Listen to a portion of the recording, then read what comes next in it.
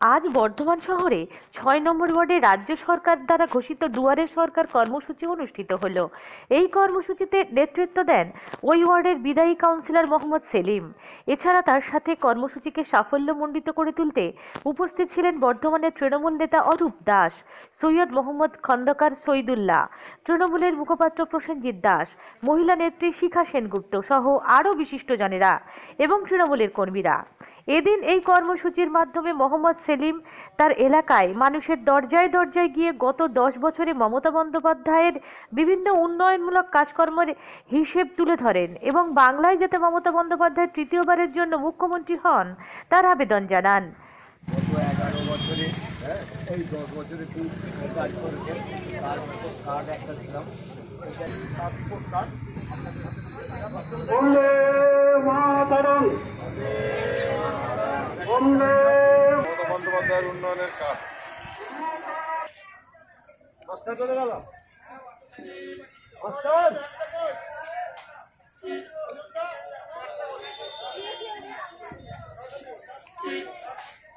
Report card উনি পশ্চিমবঙ্গের মানুষের জন্য কী কী করেছে টোটাল আছে, এটা দেখবেন আর মমতা বন্দ্যোপাধ্যায়ের সাথে থাকুন।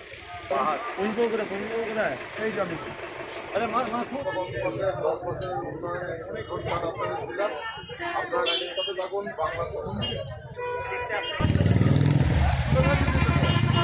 যখন আসবে তখন কাটা যাবে।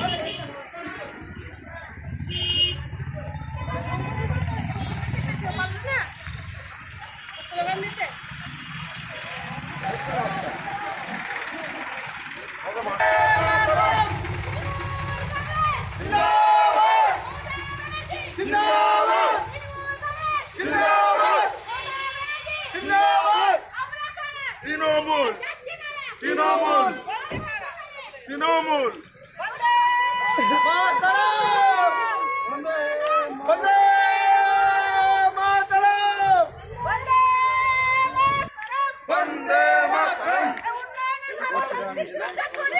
ছড়িয়ে দাও, ছড়িয়ে দাও,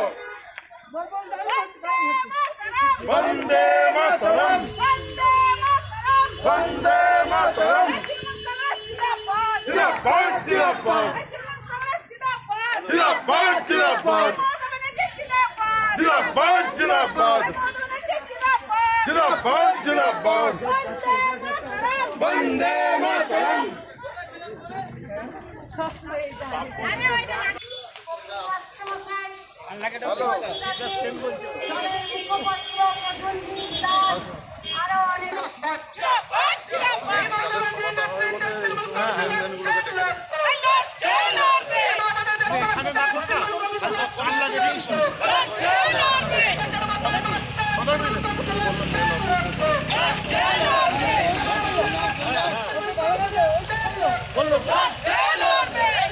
বছরের রিপোর্ট কার্ড পশ্চিমবঙ্গের কি উন্নয়ন করেছে দিদি দেখে নেবেন।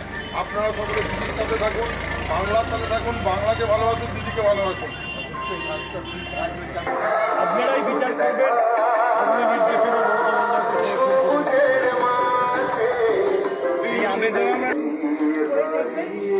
এটা দেখবেন দিদি যাতে তৃতীয়বারের জন্য মুখ্যমন্ত্রী হয়, এই আবেদন করে গেলাম।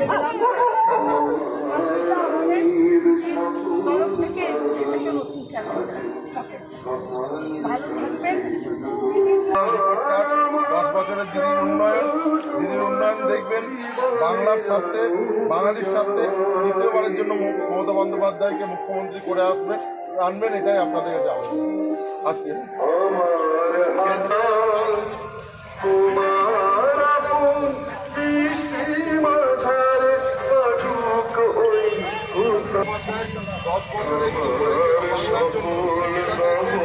আপনাদের কাছে আবেদন দ্বিতীয়বারের জন্য দিদিকে মুখ্যমন্ত্রী।